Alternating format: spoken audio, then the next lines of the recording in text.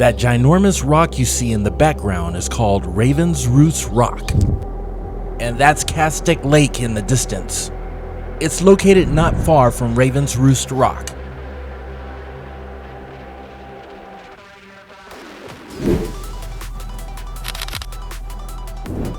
This was the destination for today's exploration of Angeles National Forest.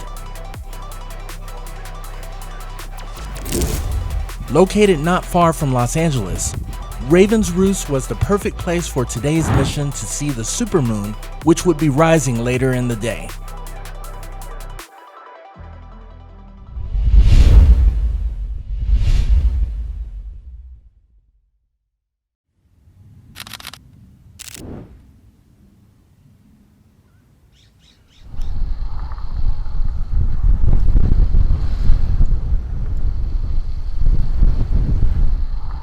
I started my day early. My goal was to find the perfect place to see the supermoon later that evening.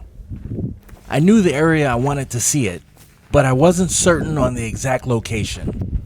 So I set out to see if Roost would line up with the direction of the moonrise.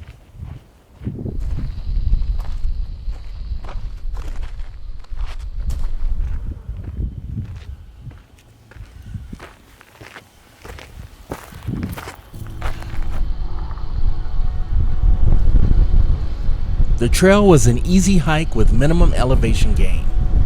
It didn't take too long for me to get my first glimpse of the rock.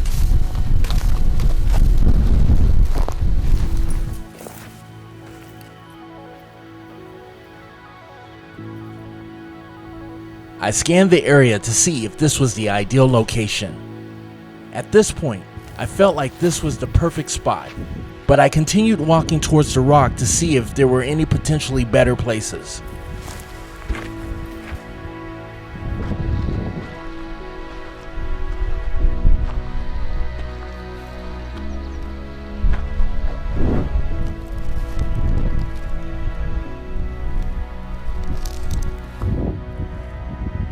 As I approached Roost Rock, I made up my mind where I should set up the camera to catch the supermoon.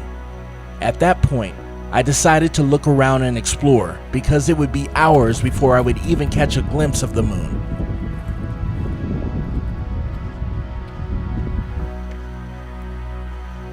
The views were stunning, and I found it tempting to climb the rock, but I decided to forego the urge and just admire from the bottom looking up.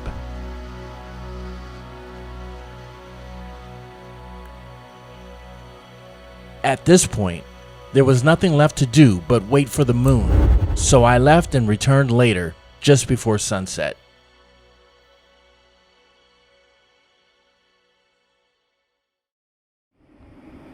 A couple of hours before sunset, I returned to Roost to set up my cameras and capture the moonrise.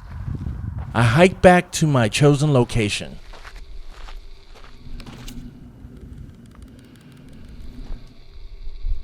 It didn't take long to set up, and the sun was starting to sneak behind the mountains.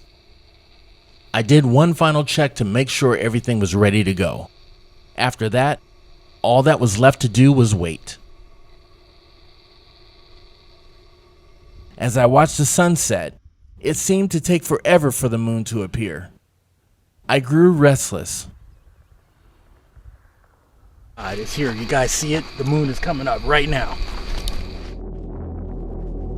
The moon slowly peeked its head above the horizon, as if it was checking to see if the area was safe.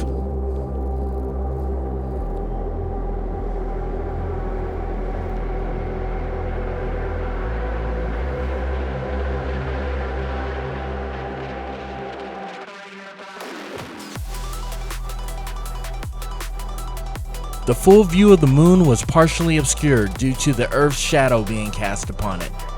Eventually, the Earth's shadow would fully cover it. As the sky grew darker, the moon appeared to be slowly eaten away. Eventually, there would be nothing left.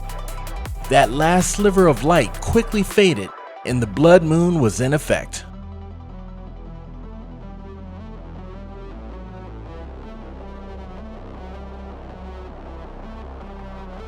This phenomenon went on for over an hour.